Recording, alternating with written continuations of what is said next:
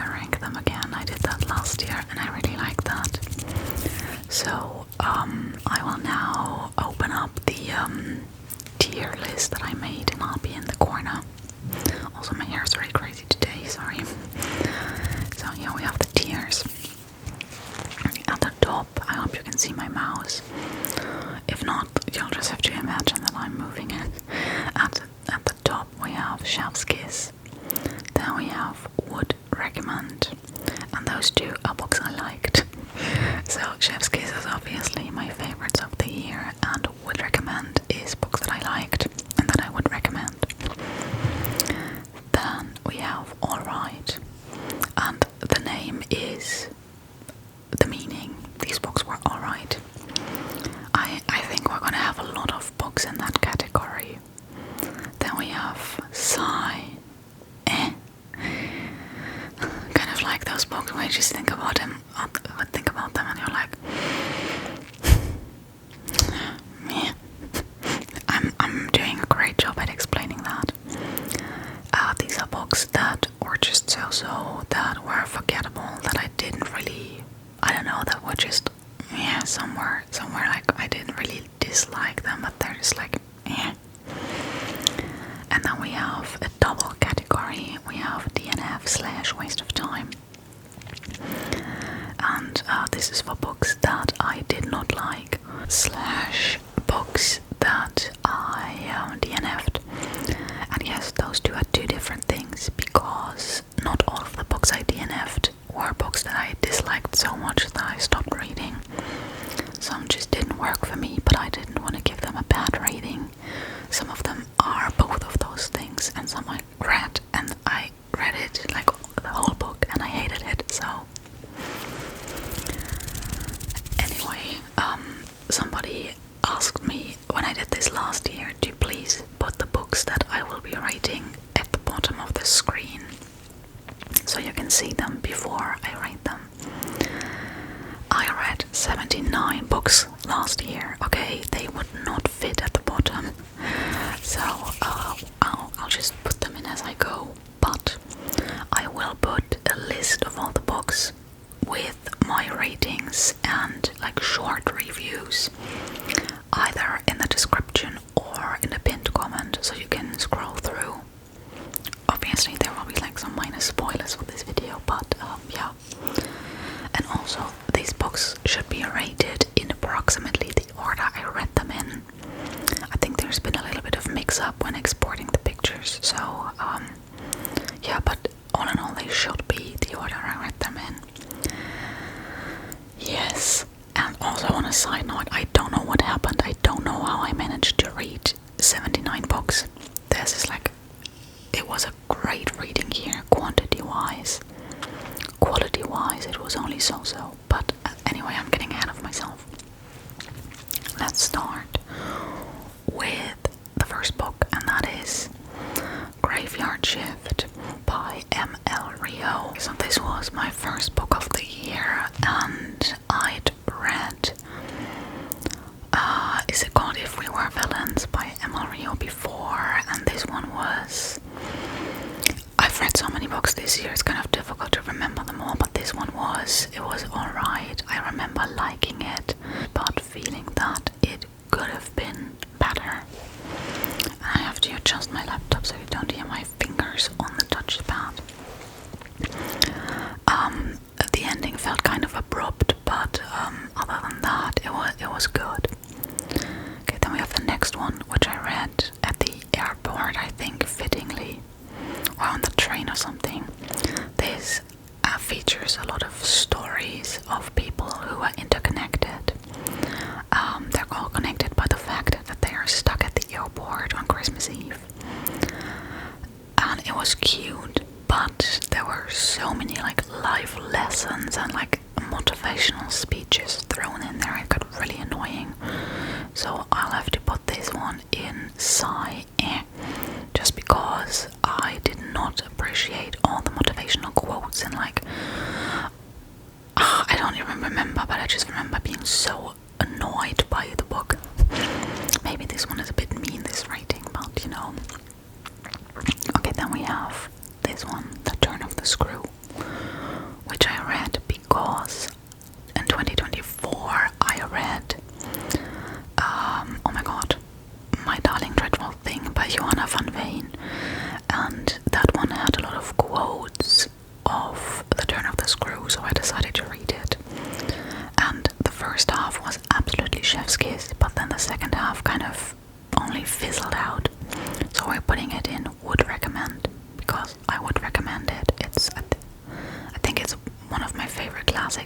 but you know, the second half kind of ruined it. Okay, then we have one of my first favorites. This one is The Hot Zone by Richard Preston.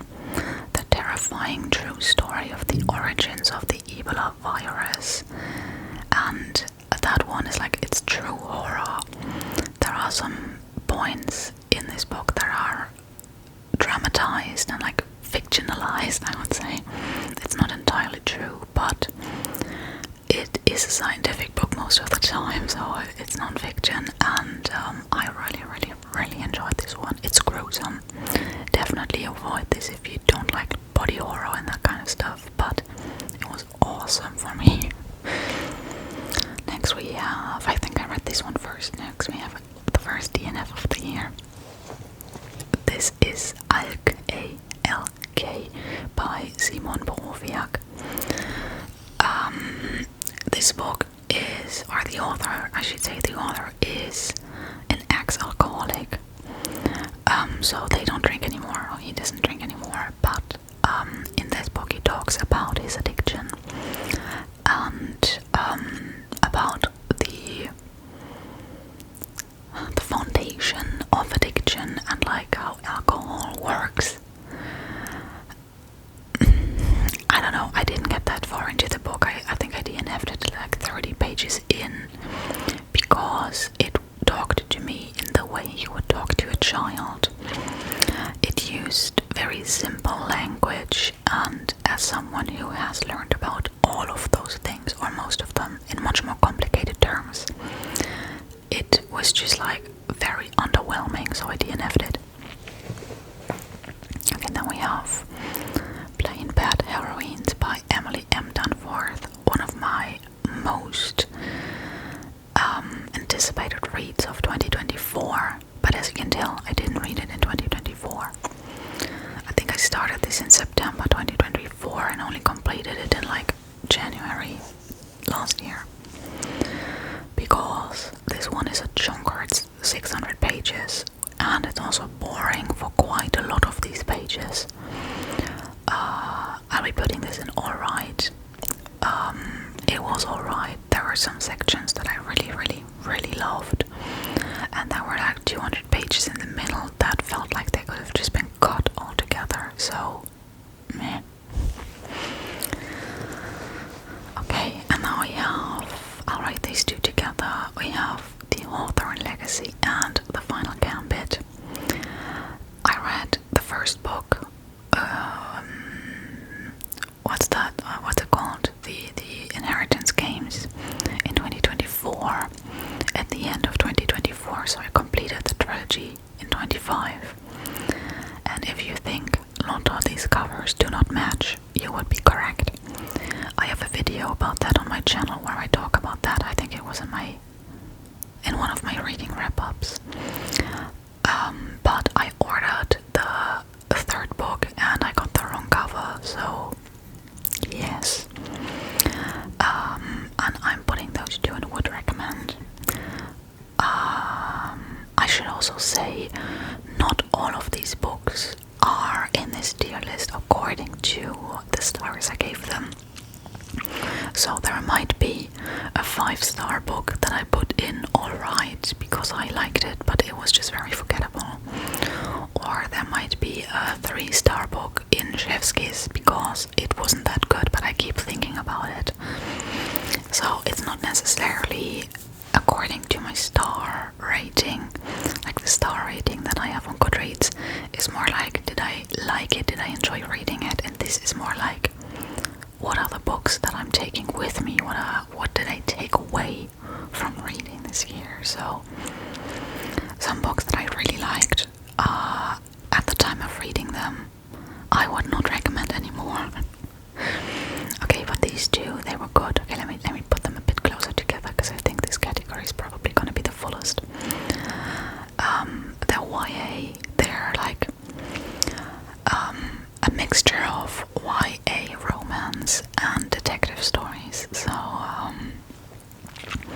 if that sounds like a good mixture to you, definitely give those two a go. Or those 3 a go. Okay, then we have Always Lived in the Castle by Shirley Jackson.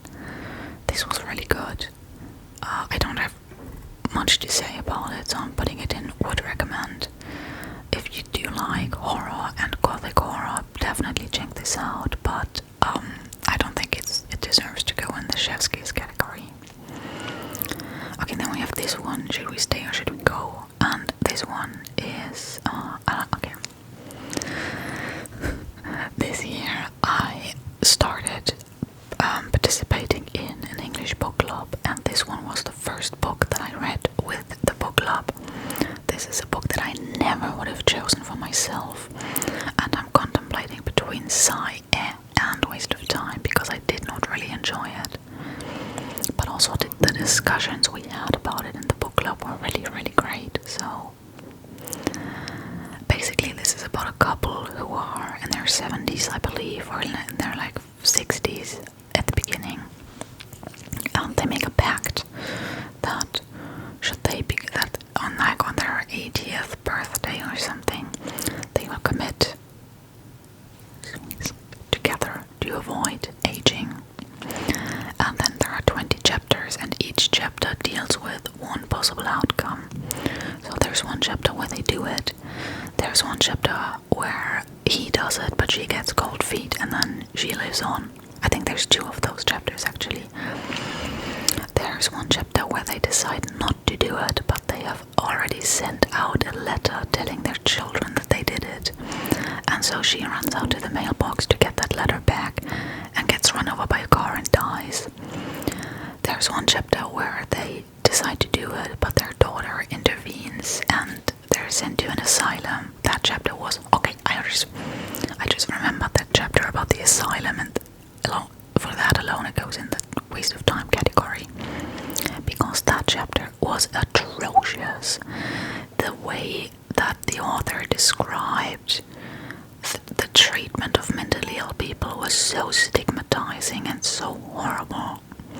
I think there's one chapter where they don't do it and then they live happily ever after, basically for the last 10 years.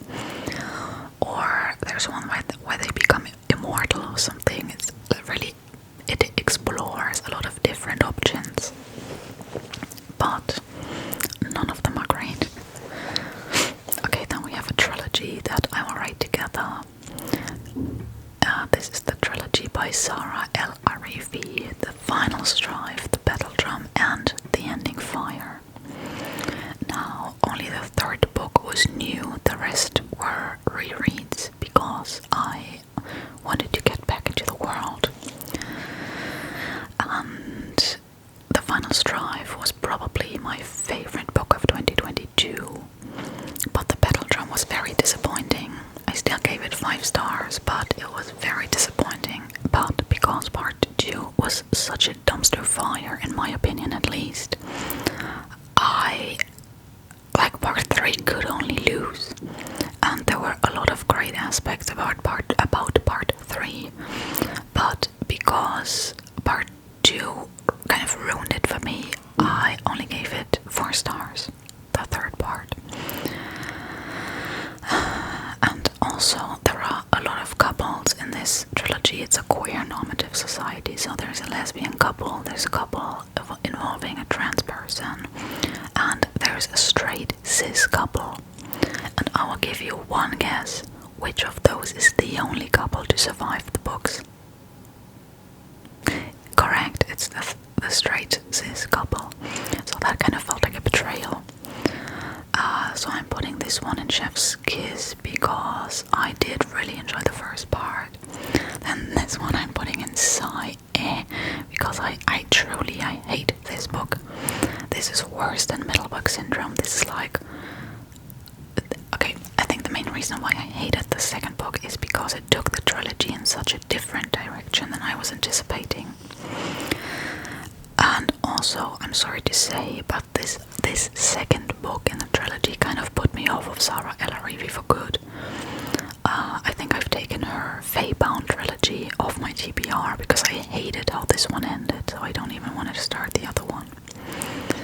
Okay, and then this one goes in alright because it did try to save some of the things that the 2nd part did wrong, but it wasn't good enough, okay? It was not good enough for me. In no way would I anticipate that this was how I would rate this trilogy, but oh well. Okay, then we have this one, which was a pick for my 2nd book club.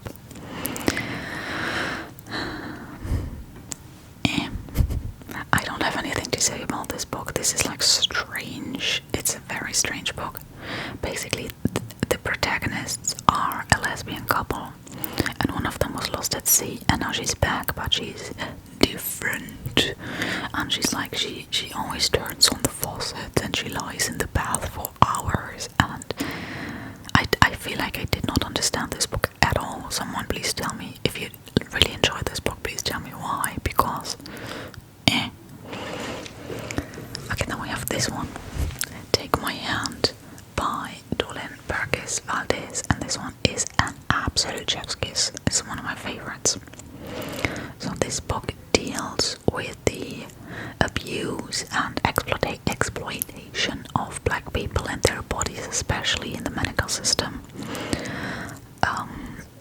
The protagonists are two young black girls. One of them also, I don't know if she's quote unquote just non-verbal, or if she's also intellectually disabled. I'm not sure about that. But they live in poverty with their dad, I believe, and their grandma. And our main protagonist, our main character, who's a nurse, finds out that these young girls, who are only 11 and 13, are given contraceptives. This is very dark history-wise, but it's also a very, very important and good book to read. So absolutely, I would recommend this to everyone. Okay, then we have this one, Kopfzahl oder Liebe, which means head, tails, or love. Like when you throw a coin, it lands on heads or tails or love. This is a book that got me out of a reading slump. I would put this in alright. It's one of those dual boths where the main character has two choices and we see both of them play out. It was fun. I kind of like those books where we see both versions play out. What really annoyed me in this one was the everything goes wrong trope. There were so many mishaps and oopsies in this book that it just got really annoying. Okay, next up we have What Moves the Dead by T. Kingfisher. This is a retelling of The Fall of the House of Usher by Edgar Allan Poe, I believe. And it's an absolute favorite. I loved this book. I think there's a part 2 and a part 3 that I definitely want to read. But this one on its own is also very, very, very good. Okay. Then we have The Familiar by Lee Bardugo. I think this might be the first time I enjoyed the trope of immortal, sexy men. It's really good. The story is very immersive, and you really feel with those characters. They feel very real and very like, I don't know, what's the word? Tangible, is that the word? Like, they're very, not necessarily relatable. I couldn't really relate to them, but they felt like they were realistic. I think that's the word I was looking for.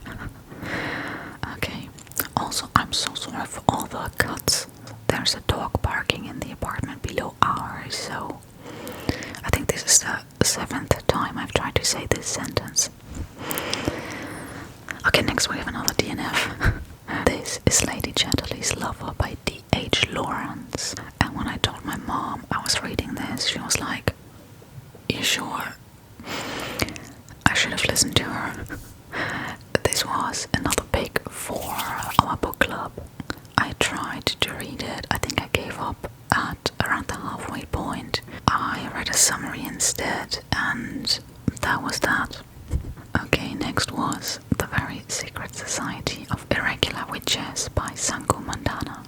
This is a really cute romance. I think it might be one of my favorite romances from this year. Although I do have to admit I didn't read that many romances. Anyway, I really enjoyed this one. I think the male main character was a really, really cute character. And our female main character too. So I'm putting this in, would recommend, definitely. And then I read These Letters and In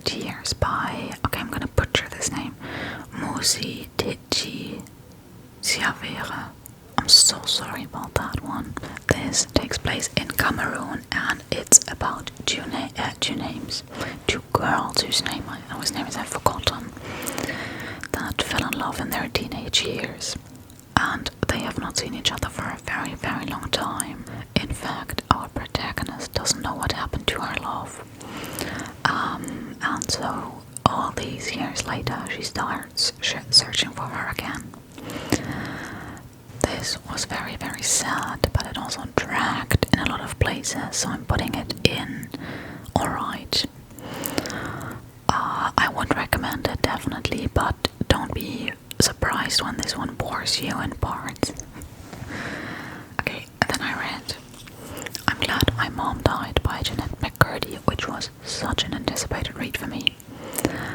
I did not know who she was before. I will admit that I did not watch Disney Channel at all. The only channel I watched was Kika, which is a German channel specifically made for kids, so I did not watch Nickelodeon, Disney, all of these things. I have not seen any of the shows that were on those channels. But the topic really, really interested me, and I did enjoy this book. However, I do think that it became a bit repetitive towards the end, but I will be putting it in would recommend, because I definitely would recommend this book to anyone who ever asks. Next, I read The X-Dog by Rachel Lynn Solomon, a book that I discovered on vacation in 2024 and finally got around to last year. This one is also a romance. From what I remember, it's very forgettable because I remember nothing. The only thing I remember, because I read it in my own review, is that our main male character tells our female main character, if I liked a woman, I would do this, this, and that. And then he starts doing these exact things. And she's like, oh, I wonder if he likes me. Like, did you listen to anything he had to say? Also, I remember thinking that the third act breakup or whatever happened in this book felt very unnecessary. So, it goes into the alright category. Then we have The House of My Mother by Sherry Frankie. And again, I have not watched any mommy vloggers or anything, so I did not know who she was. But this book was recommended to me, and it did not disappoint. This is so good. Sherry is unbelievably strong. I really like that she made the decision to keep her siblings anonymous in this book. This one reads like a horror story, and I really feel for the children, like nobody should go through what they went through. Definitely would recommend this. Okay, I think the would recommend category is getting a bit crowded. Maybe I should. Let's do it. Let's do that. Okay, this is better. Okay, then we have another favorite. Relinquished: The Politics of Adoption and the Privilege of American Motherhood by Gretchen Sisson. This book is the one that I probably think about the most of all the books I've read this year, except for one. And this is like, it was eye-opening for me. I knew that the adoption system in the US was flawed, but not to what extent. So if you are thinking of adopting a child, or if you are at all interested in that topic, this is a must-read. This book it's so great. I definitely would recommend this to anyone, everyone, ever. I read all of these books in 1 week, by the way, from this one to this one. So 1, 2, 3, 4, 5, 6, and where is it? 7. How to Solve Your Own Murder by Kristen Perrin. This was also a much anticipated read, but it turned out to be much different than I thought. And so for that, I will unfortunately have to put it in alright. This is a pretty straightforward, simple murder mystery, nothing special about it, sorry to say, and I just expected it to be more than that. Okay, now we have one of my new classic favorites, Of Mice and Men by John Steinbeck. Why did I not read this book sooner? And also, why did I cry? This is very, very short, and I really enjoyed it, so it deserves to go into Chef's Kiss. It's not without its Shafak, the Island of Missing Trees. This deals with the conflict between Turks and Greeks on Cyprus, which I did not know anything about before this book, and completely by chance I watched a documentary about this topic shortly before reading this book. Very interesting historical topic. However, the book didn't fully catch me, so it also goes into the alright tier. Next, oh my god, this is one of the worst books I read this year, and it's gonna be an unpopular opinion. TJ Klune's The House in the Cerulean Sea. This book, I talk about it on my channel. I have a whole review dedicated to this book in one of my monthly reading wrap-ups. This book got on my nerves so badly. Linus Baker especially. If I see you, Linus Baker, prepare for trouble. Oh my god, I don't even want to get into this book. It was, I hated it. And then we have my number one favorite book of this year. And let me read this together with its second part, even though I read the second part weeks later. We have Micah Crichton's Jurassic Park and The Lost World. Ta-da! I loved these two books. I loved them. This year, my Jurassic Park obsession came back full force. And I decided it was finally time for me to read the books. So I started with Jurassic Park, and then I immediately ordered The Lost World. The edition I have of The Lost World is 6 years older than I am. It's from 96. Okay, I love those two books. If you like the Jurassic Park movies, I definitely recommend reading those two books. Okay, next we have another two booklets. These were like 60 pages each. I talk a lot about Die drei Fragezeichen, the three investigators. Those were like 60-page booklets that you got at the supermarket for free. So I got them from a friend, I read them, and I gave them to another friend who's also a fan of the three investigators, and that was it. They were good. I can't say that I would recommend them because they were only 60 pages each and exclusively in German and also from a supermarket. So I'll put them in alright, but know that I enjoyed them. Okay, the alright tier is getting kind of crowded as well. I'm just gonna scooch these books closer together like that. There we go. The next book I read is also a pick for the book club. Homecoming by Kate Morton. And I do remember that I enjoyed this book a lot. This one is kind of a slow story, and the ending was a little unsatisfying and very unsatisfying. Yeah, but I would definitely recommend this, especially if you like slower crime books. So there you go.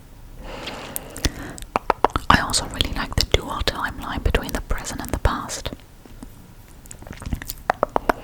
Then we have Don't Let the Forest In by C.G. Drews, a great horror tale for a little younger readers. So I would say this is like a YA horror in a way. I did really enjoy this. There was a twist that was very predictable, but for me at least. But yeah, it was a great book. I'm putting it in would recommend, but this one is very close to the Chef's Kiss tier. I want you to know that. Okay, this one was so good. Dragon Fruit by Makia Lucier.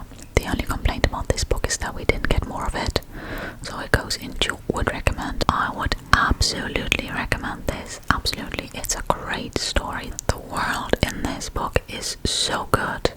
Truly. Okay, next are two books that I didn't particularly enjoy.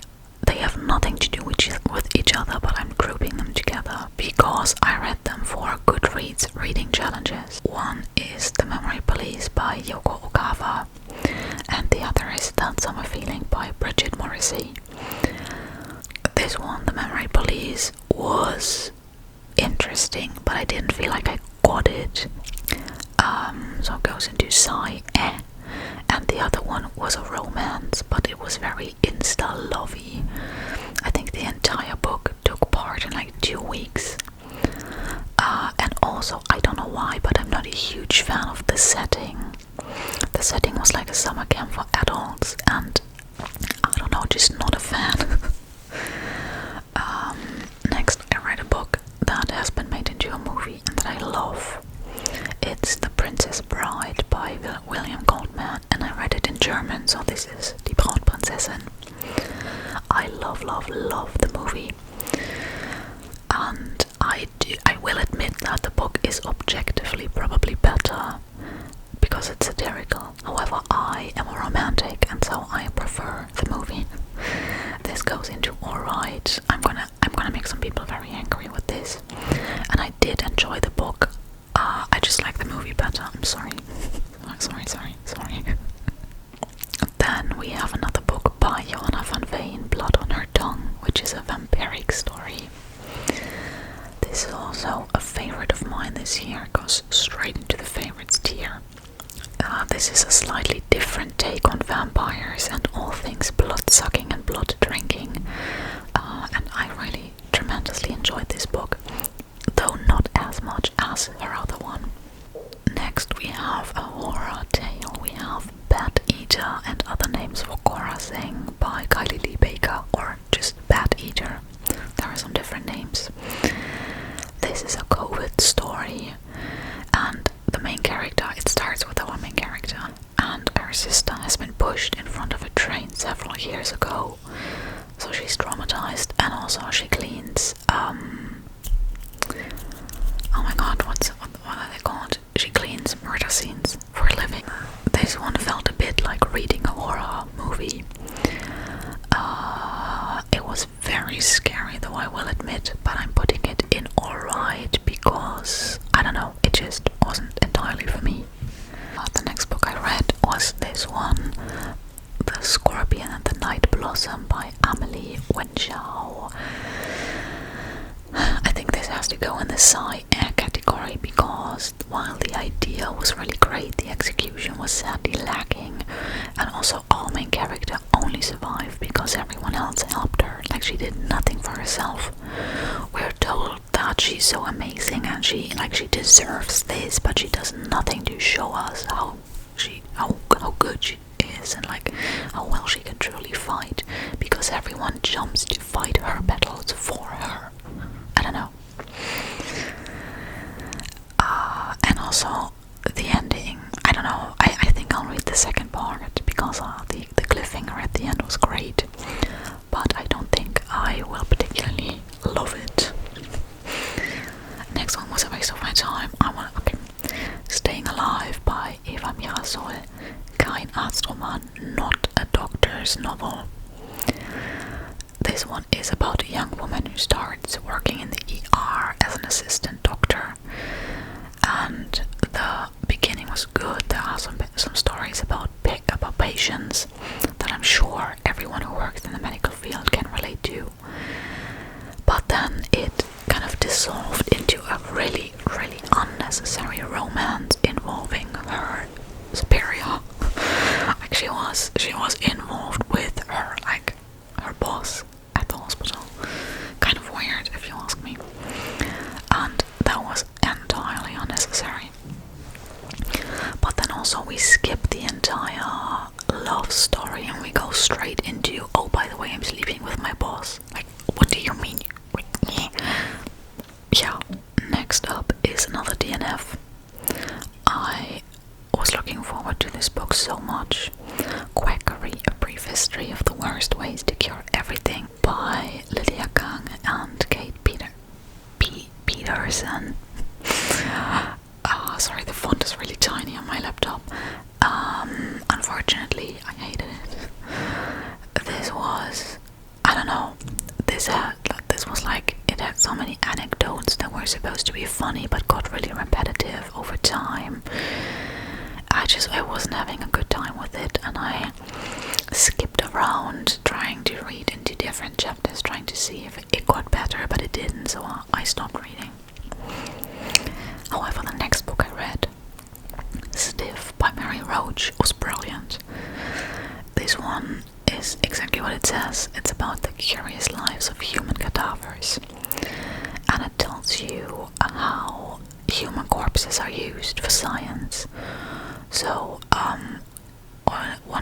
is about donating organs. One chapter is about like sciencey bits involving brains and like all kinds of things, but one chapter is also about people who study natural decay. If you are squeamish about these kinds of things, avoid this book at all cost. But if you're interested to see what happens after death, I would absolutely recommend this. I wouldn't say it was necessarily a okay, well, you know what, I'll put it into the chef's kiss tier. Because I can, because it's my video. Next up we have Slewfoot by Brom, which had a very promising start, and also the ending was brilliant. But unfortunately, otherwise, it is kind of forgettable. I will put it in would recommend, but take it with a grain of salt. This one is at the bottom of that category. Okay, then we have I keep saying then we have. Next I read another German one. This is by Andreas Eschbach called Die Auferstehung, meaning the resurrection. It's the Three Investigators novel, but in the Three Investigator books they are like 16 years old, and in this one they're like 40, and it's more like adult themed in a way. I listened to this as an audiobook, and it was objectively not a very good book. However, I do not share the complaints of most of the Three Investigator fans that it was inaccurate to the characters, so I didn't particularly love it because I didn't particularly like the way it was written, but the characterization of our protagonists was okay, so here it goes. This is kind of tiny, okay? Okay, is there anything in between? Okay, we'll just do it like that. The next one is A Family Matter by Claire Lynch, which I really loved at the time, but now looking back, it's very short and there's not much in it. But I would absolutely recommend this to everyone, just don't expect too much from it. But this was also a very anticipated read, and I'm glad I did read it. Oh, this one had me in a chokehold. I read this one by Liza Jewell, none of this is true, in a day. This book had me in a chokehold when I tell you. Yeah, would recommend, absolutely. I think you have to throw logic out of the window for a bit while reading this book, but yeah. Another D. Kingfisher book, Nettle and Bone. I also enjoyed this one. This one is much more sweet, much more cute than What Moves the Dead, but also very enjoyable. It has a found family trope, which I really loved. A book I bought on vacation, Hate Mail by Donna Marchetti. Also a really cute romance. However, one review, okay, now I'm putting this in, would recommend. One reviewer said that this is only a fine line away from a stalker killer book. And I do have to agree with that, but it was a good romance. Okay, now we have Sunburn by Chloe Michelle Howard, and like, where was this book when I was a dramatic teen? This is about, I think she's called Lucy, and she lives in a very rural area, I think in Ireland, and she falls in love with her best friend Susanna. This book is painful, okay, be prepared for pain when you read this, but it's also very, very good. Okay, then I read The Windsor Knot, Her Majesty the Queen Investigates by S.J. Bennett. I think if you're a hardcore fan of the Queen, you would like this, but as someone who isn't even particularly into crime novels anymore, this was not very good. The Queen doesn't even investigate much. There's a series in Germany called Angela Merkel Investigates. I want to read that one, but I think if you're a fan of the person who's investigating, you will like this, but otherwise, yeah. This next one, won't even talk about this. Okay, this author owes me therapy. I have a whole review about this book on my channel in one of my reading wrap-ups. However, I will only say this much. This book is heavily inspired by the treatment of Jewish people in Germany in the 30s. Not necessarily the 40s, but the 30s. And that is not something I want to see made into a cute little fantasy story, okay? Thank you. This was bad. Okay, this one, Society of Lies by Laura Lynn Brown. This is one of those that I gave 5 stars when I read it, but now it only goes... Okay, no, actually, you know what? I'm contemplating between these two. Would recommend or I'm putting it in would recommend. Is it the best book ever written? No. Did I enjoy it? Yes. Then we have For She Is Wrath by Emily Varga. I also have a video reviewing this. Not a particularly good book. This is a retelling of The Count of Monte Cristo, which I think, despite not having read The Count of Monte Cristo, is probably an insult for that book. So, yeah. Next, my second favorite. A new author I discovered this year is Stephen Graham Jones. And the first book I read by him is The Buffalo Hunter.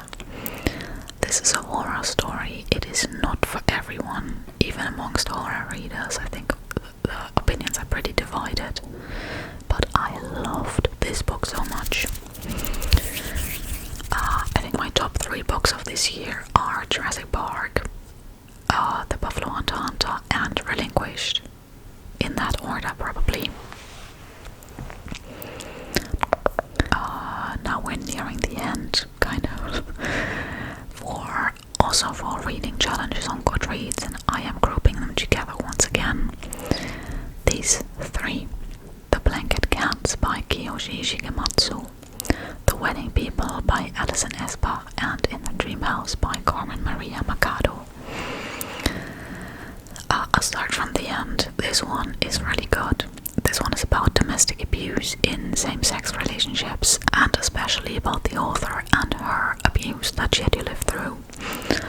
It's a bit experimental. Every chapter is only like 2 pages long, and in every chapter she thinks of a new metaphor to look at her abuse from a different perspective, which I'll get if people don't like that. I personally did like it.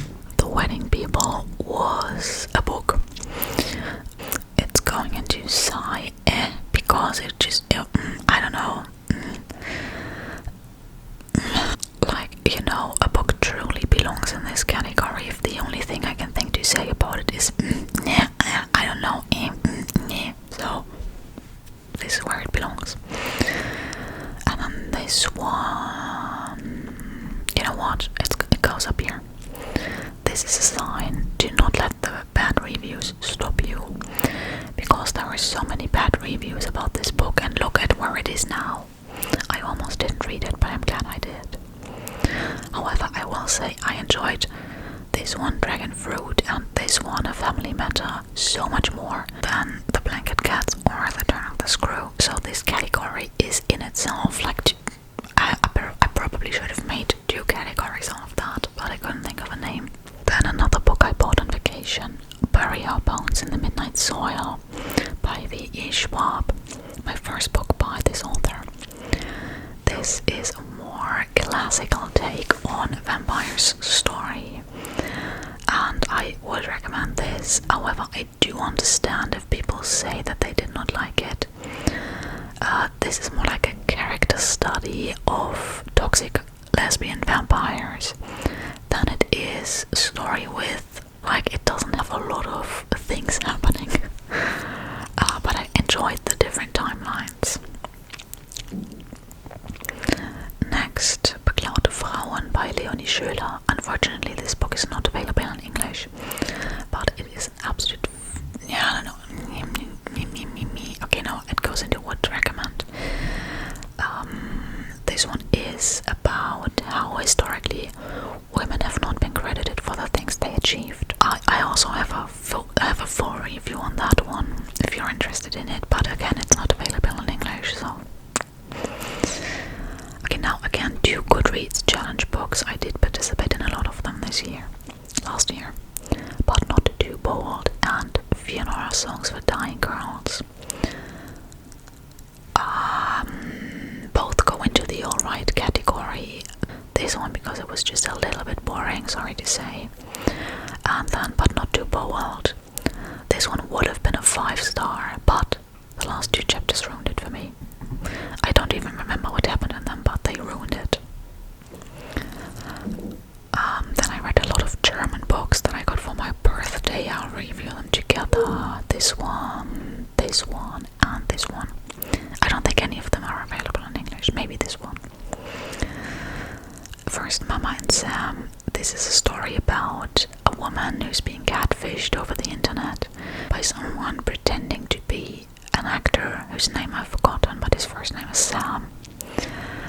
And she's dead now, the mother, but her daughter finds...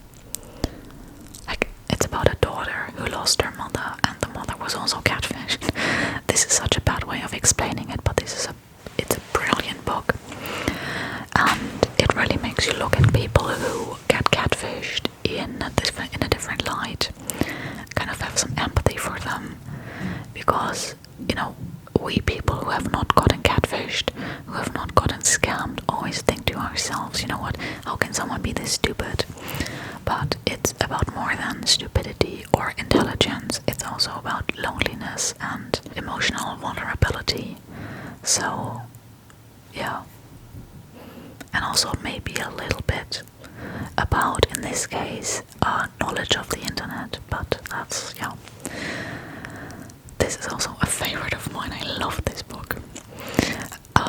This one, Iron Flower by Frida Skyback, is a crime story. Okay, let me put this over here. It was a very interesting case, but I did not like the protagonist a lot. And also there were some translation mistakes. Like some names got mixed up constantly, and that was really annoying, so it's only alright. And then this one, do you know Chick? I think Chick has been translated into English. I also have a full review of this one on my channel, so I think this one is a Chick but different. The ending felt kind of unnecessary, but yeah, so it's also alright. There we go. Oh, this one is the worst book of the year. Absolutely. I think I wrote a lengthy review about this one, but basically the story is interesting, like the idea behind it is very interesting, but the execution is the worst I've ever read. Our main character is so spoiled, always throwing tantrums. She has no sense of self-preservation, and the ending, like the whole book, our main character and her friends fight for freedom, and in the end they willingly give that up. In a way, you'll understand if you read it, but the ending did not fit any of their characters, especially one of them. The ending did not fit their character at all. Sorry to say. Okay, then we have then I read this one, Beasts of Prey by Ayana Gray, and I would recommend this one. This is a good book. I did not get fully into it. I think that one was my fault, but it's a good book, so it's really good. We are nearing the end of the year. The books I read in December, starting with In der verzauberten Fenstern, meaning behind magic windows. This is a story for children that I read every couple of years in the Christmas time. And in this book, our main character gets an advent calendar made of paper with a house printed on it, and every day she gets to open a window, and behind that window the advent calendar moves, and if she looks into the window for a certain amount of time, she gets sucked into the advent calendar. And then there's like adventures happening inside of the advent calendar. Really cute story. I love that one one for Christmas time, so it also goes into the would recommend category. There we go. Then we have another one by Stephen Graham Jones, The Only Good Indians. This one was also very, very good. It started off slow, but it picked up towards the end, and then the last 100 pages were brilliant, so also would recommend. It was not entirely a new favorite though. This one, however, was The Bewitching by Silvia Moreno Garcia. Brilliant, brilliant, brilliant. There's not much I can say about this book except for that it's about witches, but like dangerous witches. And I loved that one, it was so good. It's at the lower end of my favorites tier this year, but it is in there. Okay, last four. First, The Safekeep by Yael van der Wouden. This one has such an amazing twist at the end. It started kind of slow, but then the twist happened and I was like, oh my god. It goes into, I enjoyed this, and now it's getting kind of crowded here. But it was a really good book. Then this one, which was the last pick of my book club this year. The Most Wonderful Crime of the Year. This is a really fun mixture between crime story, love story, satire in a way. It's very funny. It's like a rom-com almost with a twist. A wonderful blend of genres.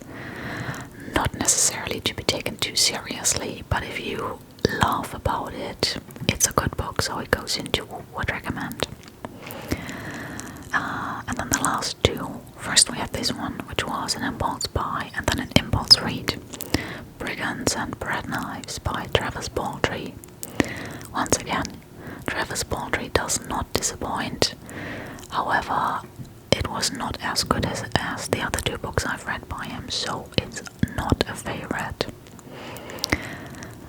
And unfortunately, I then ended the year on a low note because the last book I read was The Cat Chair by Angela Jariwala, which will go into Sigh. This is a romance. Okay, first I should say the author has unfortunately passed away and her son completed this novel for her, or her child. They're called Jamie, which is like a gender neutral name, so I don't know if it's a son or a daughter. But their child completed this book for her. So maybe she would have done some things differently, we can't say. But it's supposed to be a romance. It's 300 pages long, and the premise is she owns a cat. The cat goes outside, walks over to his place. He thinks, oh no, they will think that I tried to steal their cat. Ties a paper to the collar and sends the cat back. And so they start communicating via the cat. It's 300 pages, and the first note, so the first time they start talking to each other, they don't know each other. The first time they talk to each other is 200 pages in. The first 200 pages of this book are spent entirely accompanying them to work, back from work. Then she breaks her foot, and I was like, okay, now the story thickens. She breaks her foot. Now she has to stay home all day. I'm sure this will have something to do with the story. Maybe now is the time to start talking with him. No. There are several chapters. Her foot heals. She's healthy again. It's never mentioned again. And I don't know, it's not a bad book. It's objectively well written, but saying that this is a romance is, like, I don't know. The romance itself was like 100 pages, straightforward, no third act breakup, which I like, so that was good. But it was boring. Nothing happened, and the cat had such a minor role for the first 200 pages. And then he carried a couple of papers back and forth, and then he disappeared. And then he came back, and then the book was over. Summary done. Yeah. Okay.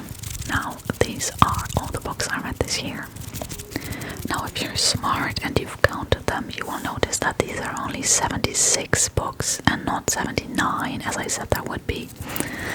That is because 3 of the books I read this year I refuse to rate because I don't think they should be talked about. So, yeah, there's that. So there are 3 books missing, but that was a conscious decision. And now I hope that you enjoyed this video.